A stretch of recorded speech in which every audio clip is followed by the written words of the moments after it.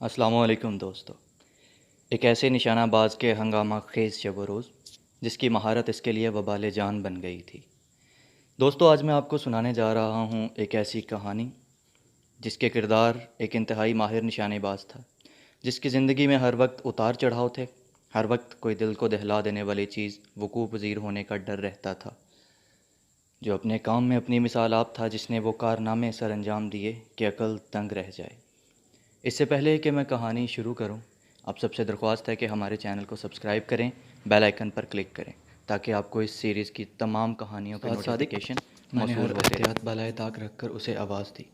میرے پاس وقت بہت کم تھا، ورنہ اصولاً تو مجھے وہاں بے دھڑک آنے سے گریز کرنا چاہیے تھا، کیونکہ اگر استاد صادق خدا نخواستہ کسی وجہ سے پکڑا گیا ہوتا تو یقیناً دشمن وہاں میری گھات میں بیٹھا ہوتا۔ میں یہاں ہوں۔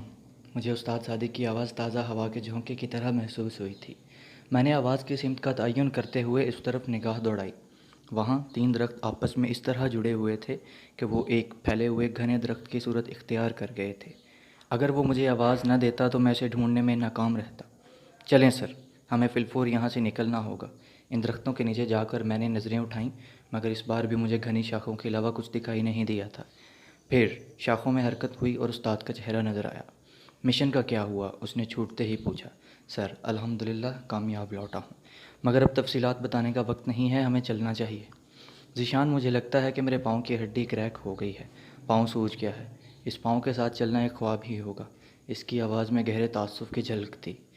مگر سر، تھوڑی دیر بعد یہ جنگل دشمن کے گھیرے میں۔ بیوقوف مت بنو ذیشان، اس نے کہا۔ میری مجھے ڈانٹا، نکل جاؤ۔ اگر یہ بیوقوفی ہے تو میں زندہ لوٹنا دونوں کی رائفل کندھے سے لٹکا کر درمیان والے درخت اگر میرا سہارا لے کر چلنے کی کوشش کروں تو شاید ہم تیار کرنے پر کتنی محنت اور قطع کلامی کرتے ہوئے بولا، اور اتنی محنت اور خرچ کے بعد بھی کسی شخص کا اچھا سنائپر بننا یقینی نہیں ہوتا۔ صحیح، میں نے اطمینان سے جواب دیا۔ یہ بات مجھے یہاں بھیجنے سے پہلے سوچنا چاہیے تھی۔ وہ جھنجھو کر بولا، وہ مشن تھا اور یہ عبادت ہے۔ میں ایک مضبوط شاخ منتخب کر کے چھپنے کے لیے مچان بنانے لگا۔ ذیشان، آپ اچھا نہیں کر رہے ہیں۔ استاد جی، ایک بات کہوں؟ کہو۔ آپ اپنی توانائی کیوں ضائع کر رہے ہیں؟ وہ گہری سانس لے کر خاموش ہو گیا۔ اچھا، تفصیل نہیں سنو گے؟ سنا دو یار، وہ بے بسی سے بولا، اور میں اسی تفصیل سے اپنی کارروائی کے بارے میں بتانے لگا۔ اس دوران میرے ہاتھ کام سے غافل نہیں ہوئے تھے۔ میری بات ختم ہوتے ہی اس کے منہ سے بے ساختہ تعریفی کلمات ادا ہوئے۔ شاباش، آپ نے عمدہ کارکردگی کا مظاہرہ کیا ہے۔ اس سے زیادہ کی توقع ایک منجھے ہوئے سنائپر سے نہیں کی جا سکتی۔ لیکن اب کیا کریں گے؟ میں مستفسر ہوا۔ یہاں اپنی رائے کا اظہار کر چکا ہوں۔ میں نے کہا، اسے رائے کا اظہار نہیں، لٹ مارنا کہتے ہیں۔ تو وہ پھیکی مسکراہٹ سے بولا، تو سمجھ لو اب ہم لٹ مارنے جوگے ہی رہ گئے ہیں۔ اچھا یہ دیکھو، میں نے واکی ٹاکی نکال کر اسے دکھایا۔ یہ آخری مقتول سے چھینا ہے نا؟ اس نے پوچھا، تو میں نے اس بات میں سر ہلاتے ہوئے کہا، جی ہاں۔ ویسے اسے مار کر آپ نے دشمن کے لیے سہولت پیدا کر دی ہے، اس نے تعصب بھرے انداز میں کہا۔ استاد جی، میں مجبور تھا، ورنہ اتنی سمجھ تو مجھے بھی ہے کہ ایسا کر کے میں نے دشمن کی تلاش کو ایک متعین رخ مہیا کر دیا ہے۔ اب ان کی ساری توانائیاں اس جنگل کو گھیرنے میں صرف ہوں گی۔ یہ بچگونی کی باتیں آپ کو زیب نہیں دیتی۔ میں نے ان کی گفتگو سنی ہے وائرلیس، واکی ٹاکی آن کر دیا، وہ جنگل کو گھیرنے کا دشمن کے کسی آدمی کی آواز سنائی نہیں دے رہی۔ انہوں نے مجھ سے کہا، اچھا۔ چند لمحے تک خالی شائیں شائیں سننے کے بعد استاد صادق بولا، غالباً انہیں واکی ٹاکی کے غائب ہونے کا پتہ چل گیا ہے اور انہوں نے فریکوینسی تبدیل کر دی ہے۔ مگر اسی وقت واکی ٹاکی سے ابھرتی کنٹرول کی آواز نے استاد کامران کے اندیشے کو جھٹلا دیا۔ وہ کال سائن نمبر 5 اور نمبر 6 سے ان کی لوکیشن کے بارے میں پوچھ رہا تھا۔ پتہ چلا کہ وہ دونوں گروپ جنگل کی مغربی طرف سفید نالے میں پوزیشن لے چکے ہیں۔ جنوبی سمت تقریباً 8-10 کلومیٹر دور ایک اور گروپ پہنچ گیا تھا، جو اگلے مورچوں سے ایک ایک دو آدمی اکٹھے کر کے جمع کر رہا تھا۔ اس گروپ کے ساتھ کنٹرول کا رابطہ کسی بڑے وائرلیس سیٹ پر تھا، کیونکہ وہ لوگ واکی ٹاکی کی رینج سے دور تھے۔ ان کی بابت شمالی اور مغربی اطراف میں موجود پارٹیوں کو کنٹرول نے آگاہ کیا تھا۔ کنٹرول بار بار انہیں احتیاط سے حرکت کرنے کی تلقین کر رہا تھا، کیونکہ وہ ایک سنائپر کے خلاف گھیرا تنگ کر رہے تھے، ایک ایسا سنائپر جو ان کے 9 بندوں کو ہلاک کر چکا تھا۔ استاد صادق نے مجھے کہا، بس اب بند کر دو، اور کہا کہ تھوڑی دیر بعد ہم صورتحال معلوم کریں گے۔ مسلسل واکی ٹاکی استعمال کرنے سے اس کی بیٹری لو ہو سکتی ہے اور یہ بند ہو جائے گا۔ اس کی ایک اضافی بیٹری بھی ساتھ لایا ہوں۔ میں نے ان کی معلومات میں اضافہ کیا، مگر واکی ٹاکی آف کرنا میں نہیں بھولا تھا۔ اس پر وہ چپ کر گئے اور انہوں نے کسی بھی قسم کا تذکرہ کرنے سے گریز کیا۔ سورج کافی دیر ہوئی پہاڑوں میں غائب ہو چکا تھا، اب اندھیرا گہرا ہونے لگا تھا۔ شاید وہ رات کو جنگل میں گھسنے کی کوشش نہ کریں، میں نے اندازہ لگایا۔ تو انہوں نے کہا، حتمی طور پر کچھ نہیں کہا جا سکتا۔ اگر ان کا گھیراؤ مکمل ہو چکا ہے تو وہ صبح تک کارروائی کو مؤخر کر سکتے ہیں۔ مگر یہ بھی حقیقت ہے کہ پوری رات انتظار کرنے میں ان کا نقصان ہے۔ میں نے پوچھا وہ کیسے؟ تو بولے ظاہر ہے ہمارا جنگل میں چھپا ہونا ایک اندازہ ہی تو ہے، اور اندازوں کا غلط ہونا حیران کن نہیں ہوتا۔ میں نے پوچھا کہ آپ کے پاس پانی موجود ہے یا ختم ہو گیا؟ تو وہ بولے تھوڑا سا ہوگا، چاہیے کیا؟ نہیں، میں نے نفی میں سر ہلایا، میری واٹر بوتل بھری ہوئی ہے۔ تو بولے پانی کے استعمال میں احتیاط برتنی پڑے گی، نامعلوم کب تک چھپ نہ پڑے۔ تو میں نے کہا کہ مجھے چشمے کی جگہ معلوم ہے مگر فاصلہ زیادہ ہے۔ تو وہ بولے چشمے تو یہاں بھی موجود ہیں، البتہ انہیں ڈھونڈنا مشکل ہوگا۔ میں نے کہا اگر نقشے میں موجود ہوئے تو پھر تو ان کی تلاش آسان ہوگی۔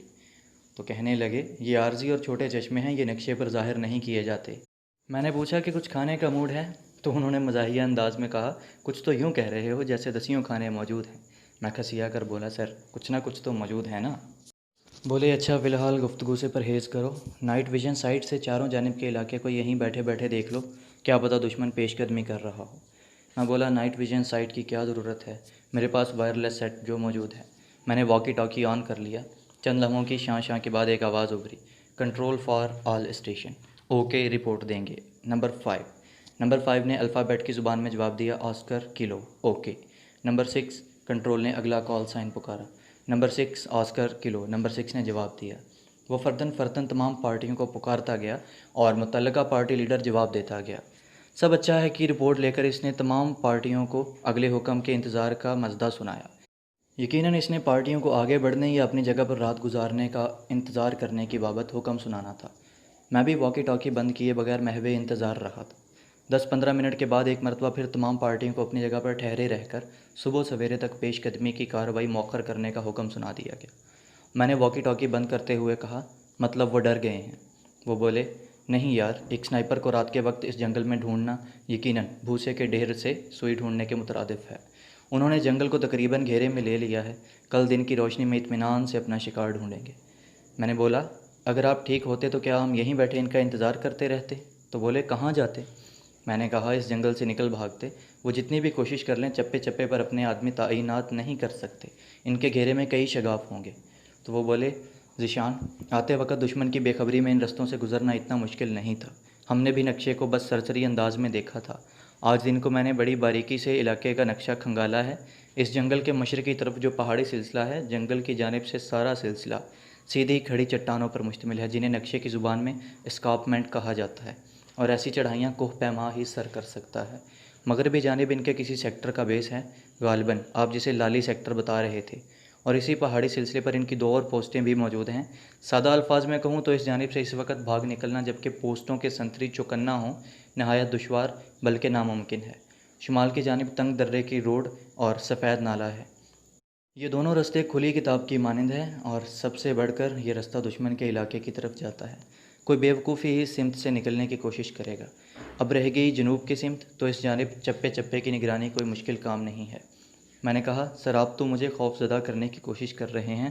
تو بولے نہیں، بس صورتحال کا صحیح تجزیہ کرنے کی کوشش کر رہا ہوں۔ اچھا چھوڑیں سر، پیٹ پوجا کرتے ہیں۔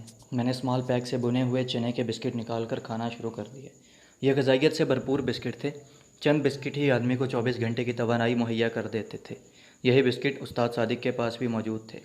میری ترغیب پر اس نے بھی بسکٹ چبانا شروع کر دیے۔ اس نے بسکٹ کھا کر کہا مجھے پانی بھی پلانا۔ یہ لیں پہلے آپ پی لیں۔ میں نے اپنی جگہ سے سرک کر واٹر پائپ اس کی جانب بڑھا دیا۔ بہت میٹھا پانی ہے اس چشمے کا۔ سیر ہو کر پانی پینے کے بعد اس نے واٹر پائپ میری جانب بڑھا دیا۔ واقعی سر بہت عمدہ پانی ہے۔ بولے اچھا اب آرام کر لو، کیونکہ صبح ایک لمحے کے لیے بھی سو نہیں سکیں گے۔ میں نے کہا ٹھیک ہے، مگر پہلے آپ کا پاؤں دیکھ لوں۔ میں استاد صادق کی طرف بڑھ گیا۔ واقعی اس کا پاؤں کافی سوجا ہوا تھا، سوجن پنڈلی تک پھیل گئی تھی۔ اس کا علاج کسی ہسپتال میں ہی ممکن تھا۔ میں نے اپنی جگہ واپس آ کر آنکھیں بند کر لیں۔ میرے اعصاب جتنے بھی مضبوط ہوتے، میرا پہلا مشن تھا، اور ایسے حالات سے پہلی بار میرا واسطہ پڑ رہا تھا۔ گزشتہ رات کی طرح مجھے اس رات بھی بس واجبی سی نیند آئی۔ بار بار آنکھ کھل جاتی۔ چند بار میں نے واکی ٹاکی آن کر کے دشمن کو بھی سننے کی کوشش کی۔ بس ایک مرتبہ انہیں سب اچھا سناتے ہوئے سنا، اور اس کے بعد خاموشی چھائی رہی۔ صبح صادق کے وقت مجھے استاد صادق کی آواز آئی، ذیشان سو رہے ہو؟ میں نے کہا کوشش تو رات بھر رہی مگر کوئی خاص کامیابی نہیں ہوئی۔ بولے اچھا اپنی ضرورت سے فارغ ہو جاؤ، کیونکہ دن بھر موقع نہیں ملے گا۔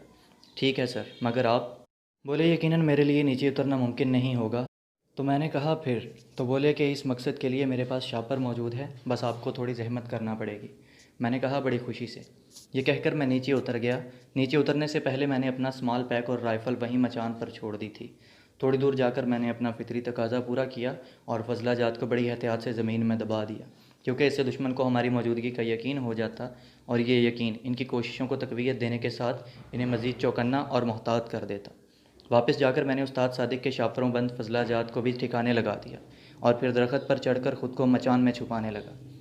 وہ بولے چھپنے سے پہلے مجھے تھوڑا پانی دے دینا، بعد میں یقیناً ہمیں حرکت کرنے کا موقع نہیں ملے گا۔ میں نے کہا جی سر۔ یہ کہہ کر میں نے اسمال پیک سے واٹر بوتل نکالی اور استاد صادق سے واٹر بوتل لے کر آدھا پانی اس میں منتقل کر